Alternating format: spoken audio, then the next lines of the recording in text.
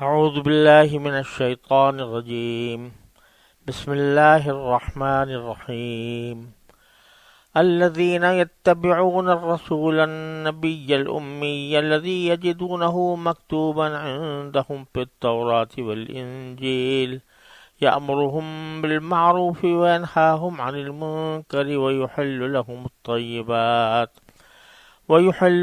الطيبات ويحرم عليهم الخبائث ويضع عنهم إصرهم والأغلال التي كانت عليهم والذين آمنوا به وعزروه ونصروه واتبعوا النور الذي أنزل معه والذين آمنوا به وعزروه ونصروه واتبعوا النور الذي أنزل معه أولئك هم المفلحون۔ ان آیات کا ترجمہ یہ ہے، جو اس رسول یعنی نبی امی کے پیچھے چلیں جس کا ذکر وہ اپنے پاس تورات اور انجیل میں لکھا ہوا پائیں گے، جو انہیں اچھی باتوں کا حکم دے گا، برائیوں سے روکے گا اور ان کے لیے پاکیزہ چیزوں کو حلال اور گندی چیزوں کو حرام قرار دے گا، اور ان پر سے وہ بوجھ اور گلے کے وہ طوق اتار دے گا جو ان پر لدے ہوئے تھے۔ چنانچہ جو لوگ اس نبی پر ایمان لائیں گے، اس کی تعظیم کریں گے، اس کی مدد کریں گے اور اس کے ساتھ جو نور اتارا گیا ہے اس کے پیچھے چلیں گے تو وہی لوگ فلاح پانے والے ہوں گے۔ جیسا کہ پچھلی آیات کے آخر میں نے عرض کیا، یہ ایک حضرت موسیٰ علیہ السلام کا واقعہ اور ان کی قوم کے واقعات بیان کرتے ہوئے درمیان میں اللہ جل جلالہ نے یہ نبی کریم سرورت عالم صلی اللہ علیہ وسلم کا تذکرہ بڑے اہتمام اور بڑی محبت کے ساتھ فرمایا، اور وجہ در حقیقت یہ ہے کہ قرآن کریم کوئی واقعات کی قصوں کی کتاب تو ہے نہیں کہ اس میں کوئی تاریخ بیان کرنا مقصود ہو۔ جتنے بھی واقعات اس میں آتے ہیں ان کا مقصود در حقیقت انسان کو اپنی عملی زندگی بہتر بنانا کی ترغیب اور تاکید ہوتی ہے، تو صرف قصہ گوئی مقصود نہیں ہوتا۔ تو یہ سارے واقعات جو موسیٰ علیہ السلام اور ان کی قوم کے سنائے جا رہے ہیں، اس کا اصل مقصود ہی یہ ہے کہ اب تم وہ ان گمراہیوں میں مبتلا نہ ہونا جن میں بنی اسرائیل مبتلا ہوئے تھے، اور جو احکام شریعت اب نازل کیے گئے ہیں ان کی پیروی کرنا۔ اس لیے جب حضرت موسیٰ علیہ السلام کے ساتھ مکالمے کا ذکر ہوا کہ موسیٰ علیہ السلام نے دعا مانگی تھی کہ اللہ ہماری مغفرت بھی فرما اور ہم پر رحمت بھی فرما، تو اس کے جواب میں اللہ تبارک و تعالی نے یہ ایک اصول بیان فرما دیا۔ اب بعض جگہ تو ایسا ہوتا ہے کہ جہاں اللہ تعالیٰ صراحتاً بیان کر دیتے ہیں کہ بھئی تم نے جو مانگا ہے ہم دے دیا تمہیں، جیسے دوسری جگہ سورہ طٰہٰ میں قد اوتیت سؤلک یا موسیٰ، اے موسیٰ تم نے جو مانگا ہم نے دے دیا تمہیں۔ تو وقد اور دوسری جگہ موسیٰ اور ہارون دونوں کے لیے فرمایا علیہم السلام کہ اجیبت دعوتکما، تمہاری دعا قبول کر لی گئی۔ یہاں اللہ تعالیٰ نے حضرت موسیٰ علیہ السلام کی دعا تو ذکر فرمائی کہ انہوں نے یہ دعا کی کہ اللہ ہماری مغفرت بھی فرمائی ہے، ہم پر رحمت بھی نازل فرمائی۔ یہاں وہ بات نہیں کہی کہ جو تم نے مانگا دے دیا ہم نے،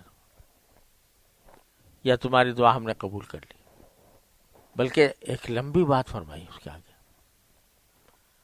وہ لمبی بات کیا کہ بھئی عذاب تو جہاں تک تعلق ہے میں ہر ایک کو دیتا نہیں ہوں، میں اسی کو دیتا ہوں جس کو چاہتا ہوں سے مراد یہ کہ جو عذاب کا مستحق ہوتا ہے، میرے عدل کا تقاضا ہوتا ہے کہ اس کو عذاب دوں۔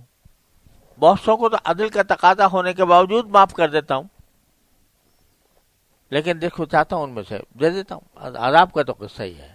لہذا اگر تمہیں آئندہ کے لیے یہ فکر ہے کہ کوئی عذاب ہم پر نہ ہو تو اس کی فکر نہ کرنا، کیونکہ کوئی غیر معمولی عذاب تمہارے اوپر نہیں دیں گے، کسی پر نہیں دیں گے. البتہ رحمت جو مانگ رہے ہو تو رحمت ایک وہ ہے کہ جو میری عام معنی کی رحمت ہے، جس میں دنیا بھی ہے آخرت بھی ہے. وہ تو میری بہت وسیع ہے، ہر ایک کو ملتی ہے. لیکن وہ مکمل رحمت جو آخرت میں ہو، دنیا میں بھی ہو اور آخرت میں بھی ہو، تو وہ تو پھر کچھ شرائط کے ساتھ مشروط ہے. اس شرائط کو جو بھی پورا کرے گا اس کو ملیں گی. اور ہم تمہیں ابھی سے بتا دیتے ہیں کہ ان شرائط کو پورا کرنے والا مکمل طور پر وہی ہے جو اس وقت تم سے باتیں کر رہا ہے. اللہم صلی علی سیدنا محمد، جو اسے تمہیں یہ واقعات سنا رہا ہے. تو اس لیے فرمایا کہ میں رحمت ان کو، مکمل رحمت تو ان کو دوں گا جو تقوی اختیار کریں گے، زکوٰۃ ادا کریں گے اور میری آیتوں پر ایمان رکھیں گے. اور وہ ہیں کون؟ ایسے لوگ جن کا جو شرائط کا مصداق ہے، الذین یتبعون الرسول النبی الامی. یہ وہ ہیں جو اس رسول یعنی نبی امی کے پیچھے چلیں گے. الذی یجدونہ مکتوبا عندہم فی التوراۃ والانجیل. تو یہاں ایک دم سے حوالہ دیا ہے رسول کریم صلی اللہ علیہ وسلم کا کہ رحمت کاملہ کے استحقاق وہ سرکار عالم صلی اللہ علیہ وسلم کی اتباع سے ہوگا مکمل. تو چاہے وہ آپ بنو اسرائیل ہو یا بنو اسماعیل ہو یا دنیا کا کوئی اور آدمی ہو. ہم پہلے سے یہ وعدہ نہیں کرتے ہیں کہ بھئی بنو اسرائیل سارے کے سارے جو ہیں وہ رحمت کاملہ کا مصداق بنیں گے. جو اتباع کریں گے اس رسول نبی امی کا تو وہ بے شک میری رحمت کے حقدار ہوں گے. اب یہاں چند باتیں ذرا سمجھنے کی ہیں. ایک تو یہ کہ 3 لفظ استعمال فرمایا، الرسول، النبی، الامی. رسول کا لفظ بھی اور نبی کا لفظ بھی. تو ایک جب ایک عام طور سے فرق لوگوں میں جو عام طور سے مشہور ہے، رسول اور نبی میں کیا فرق ہوتا ہے؟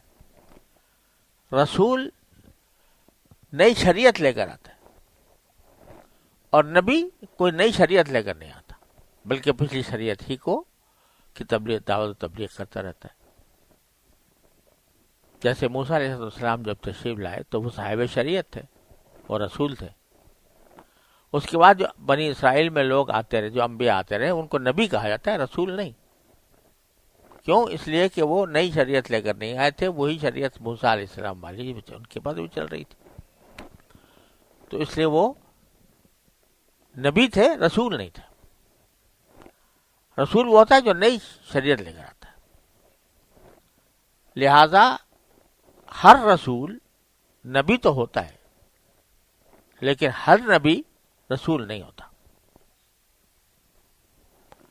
تو جو رسول ہوگا وہ نبی بھی ہوگا. کیوں؟ اس لیے کہ رسول تو ایک مزید ایک صفت کا اضافہ ہے. وہ اللہ تعالیٰ کے وحی بھی پاتا ہے اور پھر نئی شریعت بھی دیتا ہے. تو اس میں ایک مخصوص نوع ہے انبیاء کرام کی. اس لحاظ سے بعض حضرات نے دونوں میں فرق یہ بیان کیا ہے رسول اور نبی میں کہ رسول وہ ہوتا ہے کہ جس کے عہد میں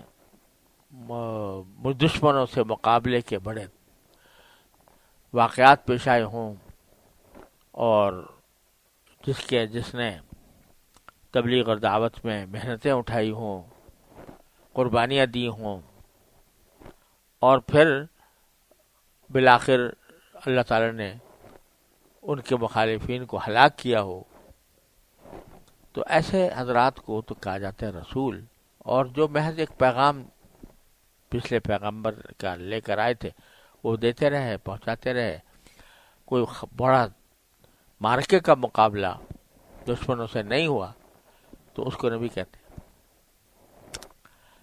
تو دونوں میں سے جو بات بھی ہو، بہرحال رسول ایک خاص صنف ہے انبیاء کرام کی۔ نبی ہر اس شخص کو کہیں گے جس پر وحی آتی ہے اللہ تعالیٰ کی طرف سے، اور اس میں رسول بھی داخل ہے اور غیر رسول بھی داخل ہے۔ تو یہاں سوال یہ پیدا ہوتا ہے کہ جب رسول کہہ دیا نبی کریم صلی اللہ علیہ وسلم کو، تو پھر نبی تو خود بخود ہو گیا۔ نبی کہنے سے خود بخود رسول نہیں بنتا کوئی۔ اگر نبی پہلے کہتے اور پھر رسول کہتے کہ نبی بھی تھے اور رسول بھی تھے، تو اس کے معنی یہ سمجھ میں والی بات تھی۔ لیکن رسول پہلے کہہ دیا پھر نبی کہا، حالانکہ رسول کہہ دینے سے آپ کا نبی ہونا خود بخود معلوم ہو گیا۔ تو اس کی کیا وجہ ہے؟ اللہ تعالیٰ اپنے کلام کی حکمتوں کو خود ہی جانتا ہے، لیکن ایک بات یہ سمجھ میں آتی ہے کہ رسول بعض اوقات غیر پیغمبر کو بھی کہہ دیتے ہیں۔ رسول کے معنی ہے بھیجا ہوا۔ کسی شخص نے کوئی پیغام لے کر کسی کو بھیجا تو اس کو بھی عربی میں رسول کہتے ہیں۔ تو وہاں حضرت یوسف علیہ السلام کے پاس جو کرتا لے کر آیا تھا حضرت یعقوب علیہ السلام کے پاس، تو ما جاءہ الرسول، وہاں رسول کا لفظ آیا، حالانکہ رسول سے مراد وہاں کوئی پیغمبر نہیں ہے بلکہ ایلچی، فرستادہ۔ تو اگر صرف رسول کہتے تو ضروری نہیں تھا کہ وہ اس سے مراد پیغمبر ہی ہوتا۔ تو یہاں النبی کا لفظ بڑھا کر یہ بتا دیا کہ عام قسم کا رسول مراد نہیں ہے، وہ رسول مراد ہے جو نبی ہے۔ تو نبی ہونے کی شان بھی اس میں موجود ہے اور رسول ہونے کی شان بھی موجود ہے۔ اور پھر یعنی اس میں یہ بات بھی نکلتی ہے کہ اگر کوئی شخص کسی عظمت کے کتنے اونچے مقام پر پہنچ جائے تو وہ جن درجات سے گزر کر آیا ہے اس کی ناقدری نہیں کرے گا، یعنی وہ اس کو بھولے گا نہیں۔ ایک شخص جو ہے وہ رسول کے مقام پر پہنچا تو پھر اپنے نبوت کے مقام کو جو جہاں سے شروع ہوا تھا وہاں سے اس کو بھولنا نہیں چاہیے، بلکہ اس کی بھی قدر کرنی چاہیے۔ یہ نقطہ بڑا عجیب ہے کہ جب آدمی کسی اونچے مقام پر پہنچ جاتا ہے تو بعض اوقات جس مقام سے ہو کر آیا ہے اس کے دل میں ایک حقارت یا اس کی کمی کا احساس دل میں پیدا ہوتا ہے، حالانکہ وہ بھی ایک اعلیٰ مقام تھا۔ تو اس کی حقیقت کو نہ بھولے آدمی۔ تو اس لیے رسول ہونے کے باوجود نبی ہونے کی جو شان ہے اس کو فراموش نہ کیا جائے، اس طرف بھی اشارہ ہو سکتا ہے۔ تیسری صفت بیان فرمایا الامی، وہ نبی جو امی کے لفظی معنی ہوتے ہیں ان پڑھ، جو لکھ نہ سکے پڑھ نہ سکے، جس کو لکھنا نہ آتا ہو پڑھنا نہ آتا ہو۔ اور یہ لفظ جو ہے یہ ویسے تو ہر ان پڑھ کے لیے آتا ہے، لیکن جو اہل کتاب تھے یہودی اور نصرانی وہ عربوں کو امی کہا کرتے تھے۔ وجہ اس کی یہ ہے کہ پہلی بات تو یہ کہ عرب میں لکھنے پڑھنے کا رواج نسبتاً کم تھا. نسبتاً میں نے اس لیے کہا کہ جو مشہور ہے کہ وہ سارے عرب وہ ان پڑھ تھے، یہ خیال درست نہیں ہے.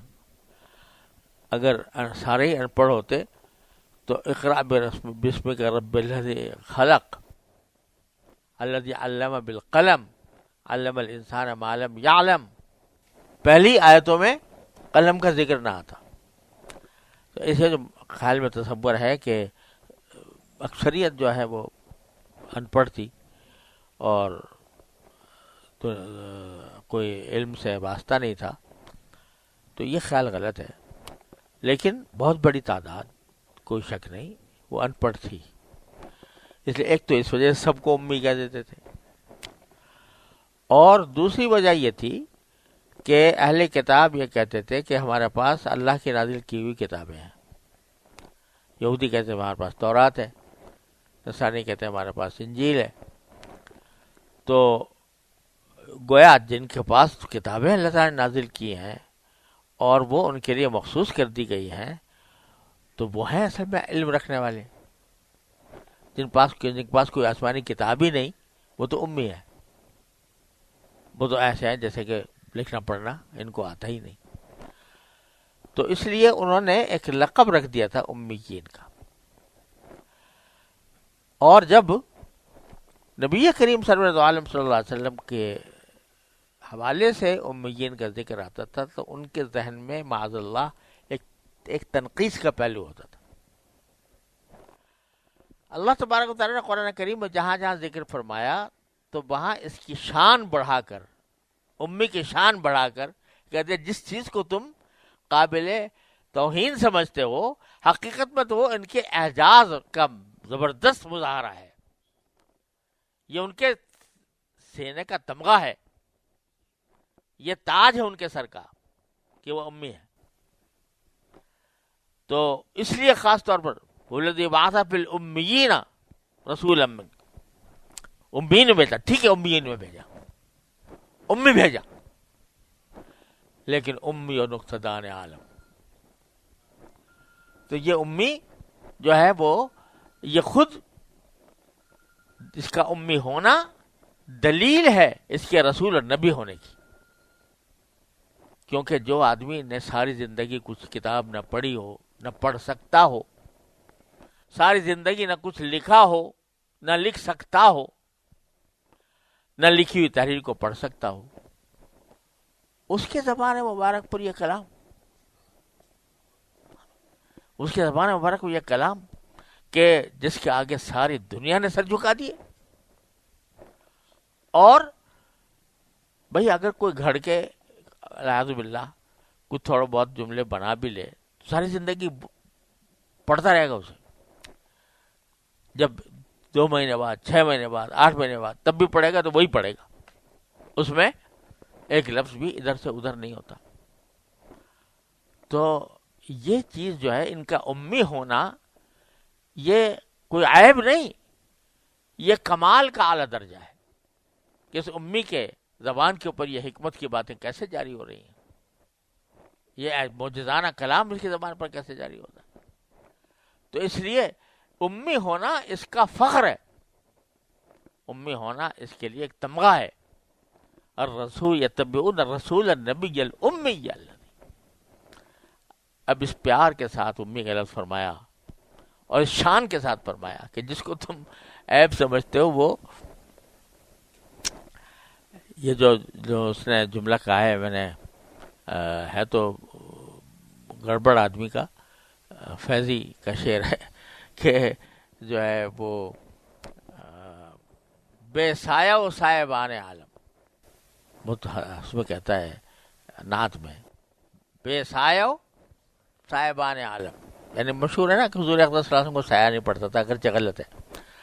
تو وہ بے سایہ و صاحبان عالم، ان کا تو کوئی سایہ ہے نہیں لیکن ساری دنیا پر سایہ ہے ان کا. بے سایہ و صاحبان عالم، امی اور نقطدان عالم، امی ہے اور ساری دنیا میں سب سے زیادہ نقطدان. تو یہ صفت ہے نبی کریم صلی اللہ علیہ وسلم کی۔ میں نے بھی ایک نعت میں جو شعر کہا ہے کہ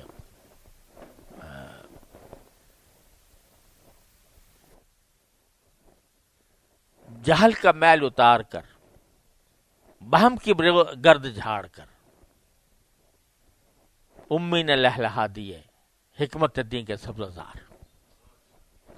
تو امی یہ ایک ایسی صفت بن گئی کہ جو جس سے بڑھ کر کوئی اور صفت نہیں ہو سکتی ایک پیغمبر کے لیے۔ اور پھر فرمایا کہ الذی یجدونہ مکتوبا عندہم فی التوراۃ والانجیل، یہ وہ نبی امی ہوں گے جن کا ذکر پائیں گے وہ لوگ اہل کتاب خود اپنی تورات میں اور انجیل میں۔ تورات اور انجیل میں نبی کریم صلی اللہ علیہ وسلم کی تشریف آوری کی بشارتیں، آپ کا حلیہ شریفہ، آپ کے اخلاق و عادات، اور یہاں تک کہ آپ کا اسم گرامی بھی موجود ہے۔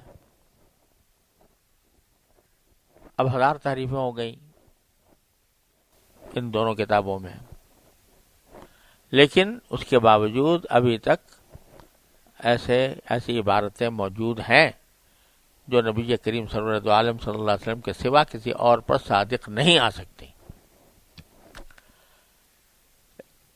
حضرت مولانا رحمۃ اللہ صاحب کیرانوی رحمۃ اللہ علیہ نے اظہار الحق کے نام سے جو شاہکار کتاب لکھی ہے، اس میں اس کے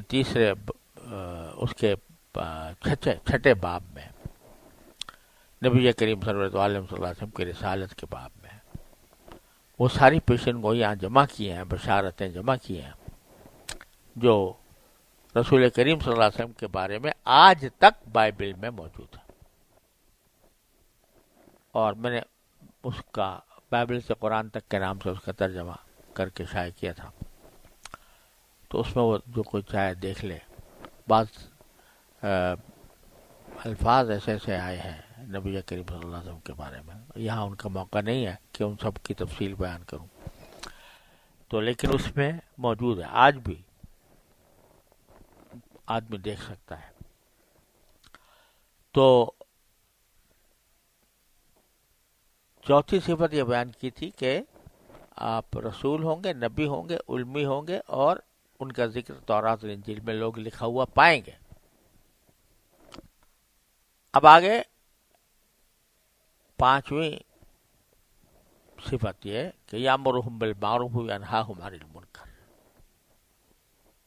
وہ لوگوں کو نیکی کا حکم دیں گے، برائی سے روکیں گے۔ یہ کئی جگہ پیچھے بھی گزرا ہے۔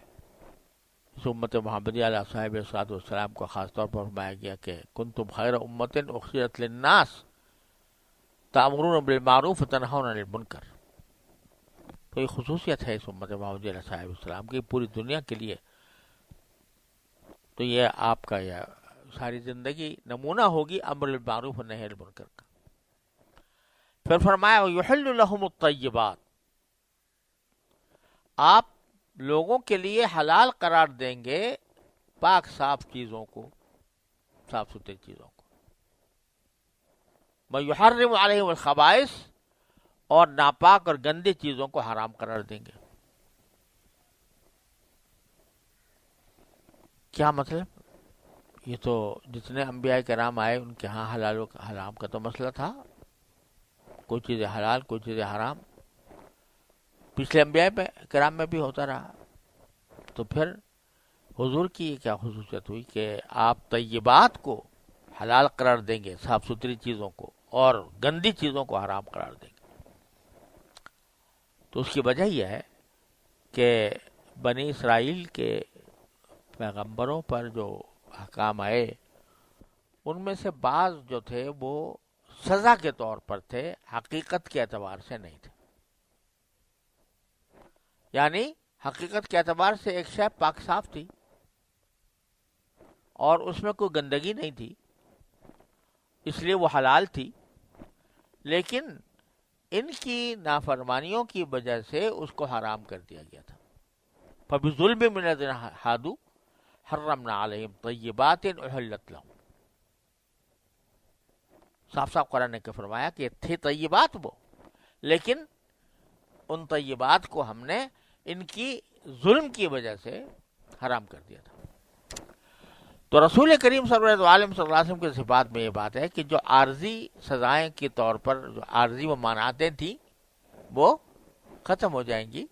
تو اب طیبات سارے حلال ہوں گی اور خبائث سارے حرام ہوں گی. اب خبائث میں ایک تو وہ قسم ہے خبیث کی، یعنی گندی چیز کی، جو جس کو کہنا چاہیے کہ نجس العین ہے یا نجاست ہی ہے مستقل. وہ تو ہر شریعت میں حرام ہی رہی ہے. شراب کہیں حرام نہیں، یعنی شریعتاً حلال نہیں ہوئی.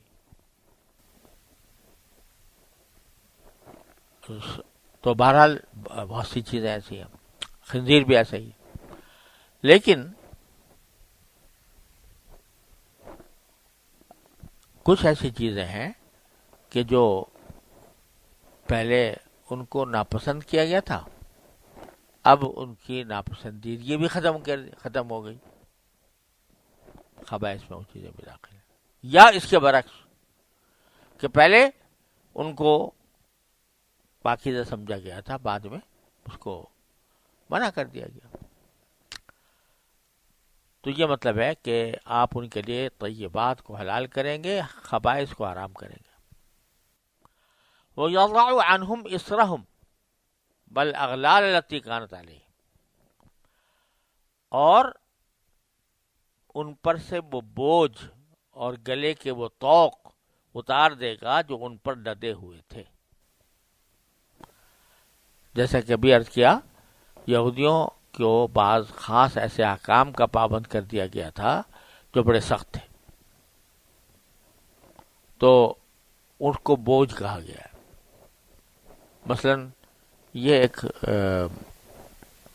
حکم ان کے ہاں تھا کہ اگر کپڑے کو نجاست لگ جائے تو دھونا کافی نہیں، کاٹنا ہی پڑے گا اس کو، کپڑے کو. اس قسم کے احکام تھے. طہارت کے احکام ان کے یہاں انتہائی سخت. اور اب بھی جو ان کی کتاب ہے تالمود، تو وہ تالمود جو ہے وہ اس کا جو پہلی جلد ہے، باب کیا پہلی جلد، وہ ساری طہارت کے احکام پر مشتمل ہے.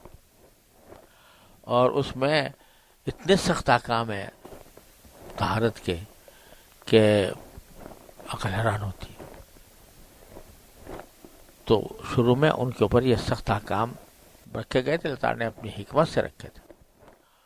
تو ایک بوجھ تھا جو ان کے اوپر تھا. اور اسی کے اوپر آگے ذکر فرمایا کہ وہ بوجھ کیا تھا، وَالْأَغْلَالَ الَّتِي كَانَتْ عَلَيْهِمْ. اور ان کے گلے میں طوق پڑے ہوئے تھے. طوق کیسے پڑے ہوئے تھے کہ پابندیاں لگی ہوئی تھی، یہ نہیں کر سکتے، یہ نہیں کر سکتے، یہ نہیں کر سکتے. تو اب یہ پیغمبر رحمت آئیں گے، رحمت للعالمین صلی اللہ علیہ وسلم، تو وہ ان سے اس بوجھ کو بھی اتاریں گے، گلوں سے وہ طوق بھی نکالیں گے،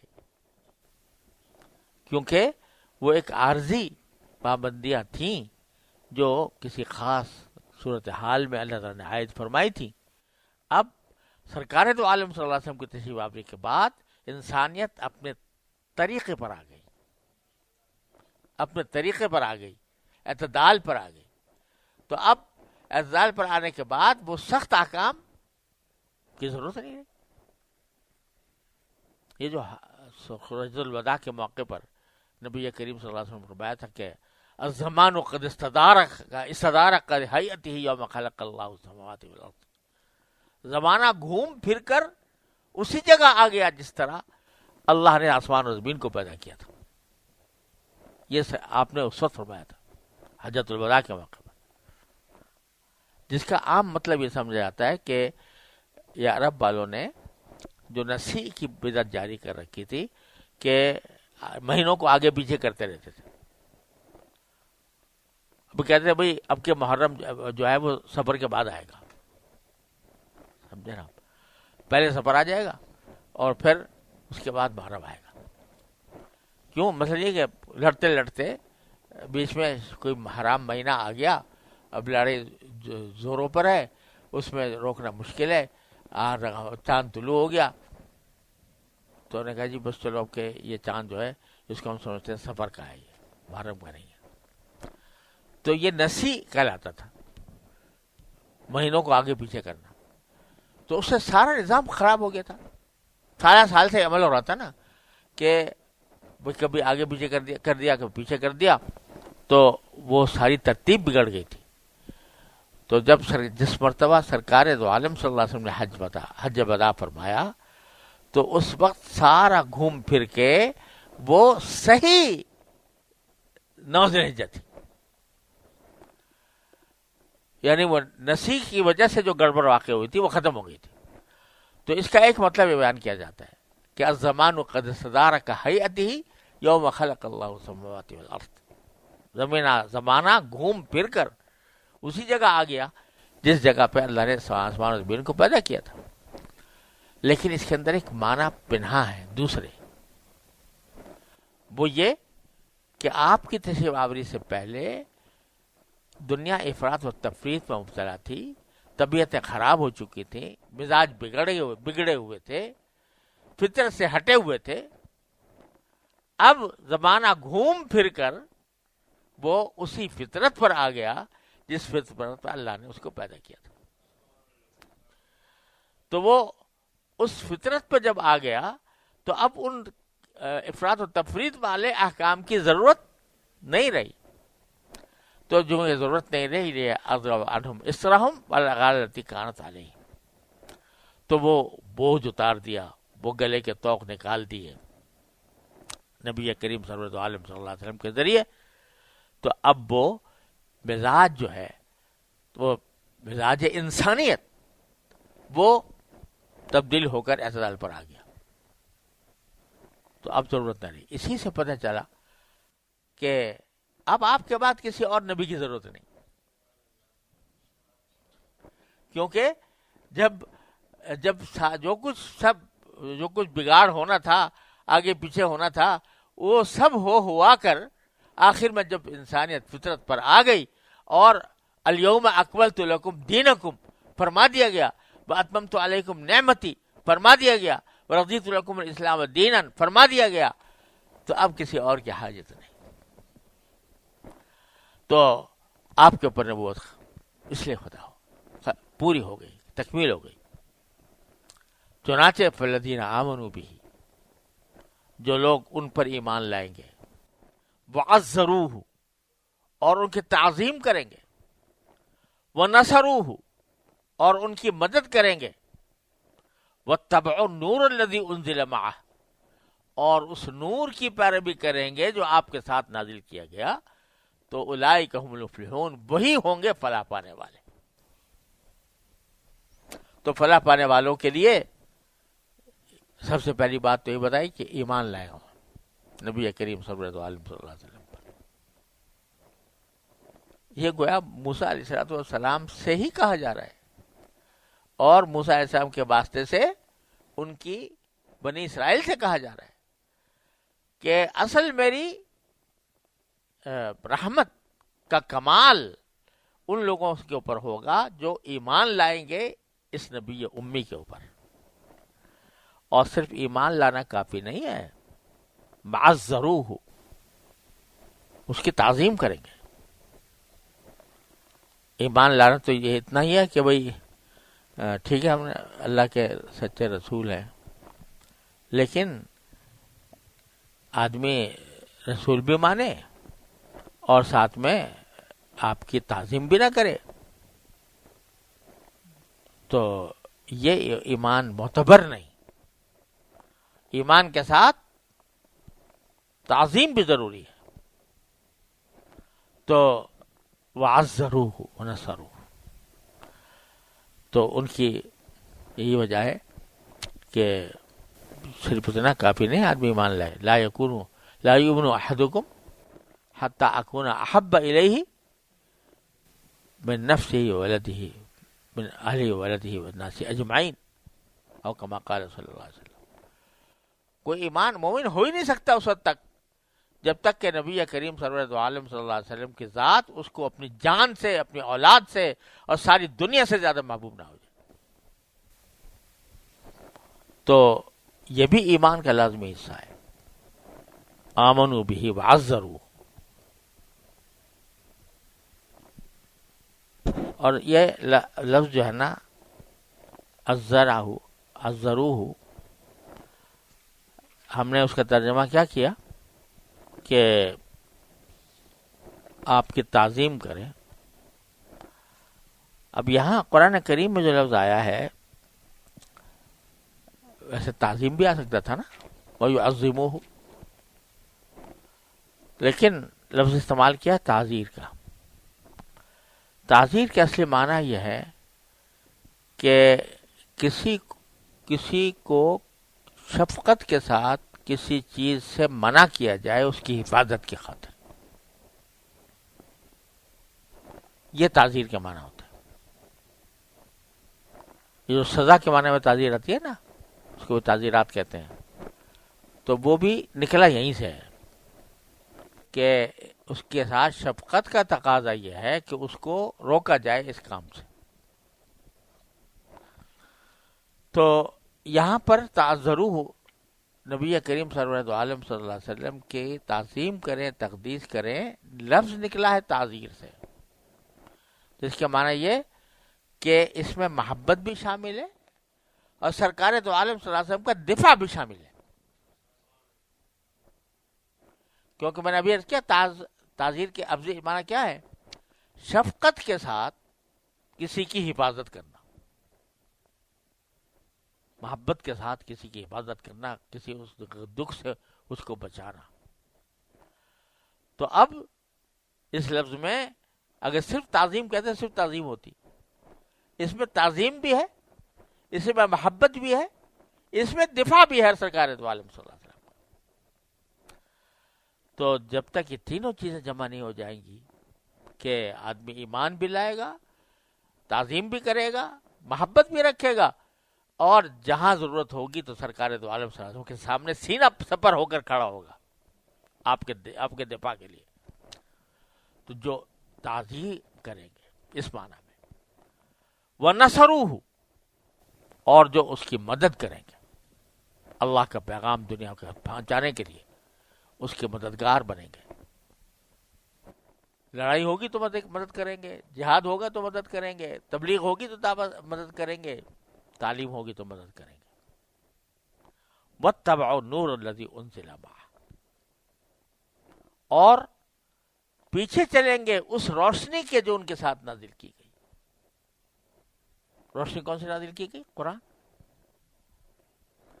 تو وہاں پیچھے اتباع رسول کا، نبی امی کا، اور یہاں اتباع قرآن کا۔ تو کیا معنی کہ دونوں چیزیں لازم و ملزوم ہیں، اتباع کتاب اللہ کی بھی اور اتباع رسول اللہ کی بھی، بلکہ ترتیب میں اللہ تعالیٰ نے پہلے یتبعون رسول النبی الامی فرمایا، پھر آیا وَاتَّبِعُوا النُّورَ الَّذِي أُنزِلَ مَعَهُ۔ کیوں؟ اس لیے کہ قرآن تک لے جانے والا ہے کون؟ قرآن تک لے جانے والے اگر ان کی اتباع نہیں کرو گے تو قرآن تک پہنچو گے کیسے؟ تو جو کہتے ہیں حسبنا کتاب اللہ، کہ ہمیں اللہ کی کتاب کافی ہے، اس سے بڑا دھوکہ کوئی نہیں ہو سکتا کہ بس ہم کتاب کافی ہے، ہمیں رسول کی ضرورت، اعوذ باللہ، اس کی تعلیمات کی ضرورت نہیں ہے، سنت ہمارے لیے کوئی واجب الاتباع نہیں ہے، بس قرآن ہی قرآن ہے۔ ارے یہاں سنت ہی پہلے آ رہی ہے، الذین یتبعون رسول النبی الامی، وہ اتباع رسول کی کریں گے، نبی کی کریں گے، نبی امی کی کریں گے، اور ان سے محبت بھی رکھیں گے، ان کی تعظیم بھی کریں گے، ان کی مدد بھی کریں گے، ان کا دفاع بھی کریں گے۔ یہ سارا تو ہے سنت کے اوپر، سنت کی اتباع ہو رہی ہے۔ اور جب ان کے ساتھ ان کی اتباع کریں گے تو ان کی اتباع سے قرآن کا دروازہ کھلے گا. قرآن تک پہنچو گے کیسے؟ بغیر رسول کے. واتبعوا النور الذی انزل معہ. جب ایک مرتبہ آپ پر ایمان لے آئے، آپ کو پیغمبر صادق سمجھ لیا، آپ کی اتباع کو اپنی زندگی میں لازم سمجھ لیا، تبھی تو قرآن کو قرآن سمجھا. تبھی تو آپ نے فرمایا کہ یہ قرآن ہے جو تمہارے اوپر نازل ہو رہا ہے. تو آپ بیچ میں سے وہ جو جس کے ذریعے قرآن تک پہنچے اس کا واسطہ ہٹا کر کہتے ہیں ہم حسبنا کتاب اللہ، ہمارے اللہ کی کتاب کافی. کیسے، کہاں سے آ گئی تمہارے پاس یہ کتاب؟ کیسے پتا چلا تمہیں کہ یہ اللہ کی کتاب ہے؟ کس نے بتایا؟ اور کس طرح تم اس کے معنی تک پہنچے؟ اس کو چھوڑ کر کہتے ہو ہمیں قرآن چاہیے. تو قرآن یہاں پر کہتا ہے واتبعوا النور الذی انزل معہ اولئک هم المفلحون، یہی ہیں جو فلاح پانے والے ہیں. اللہ تبارک و تعالیٰ اپنے فضل و کرم سے ہم سب کو شامل فرما لے. صلی اللہ تعالیٰ علیہ وسلم.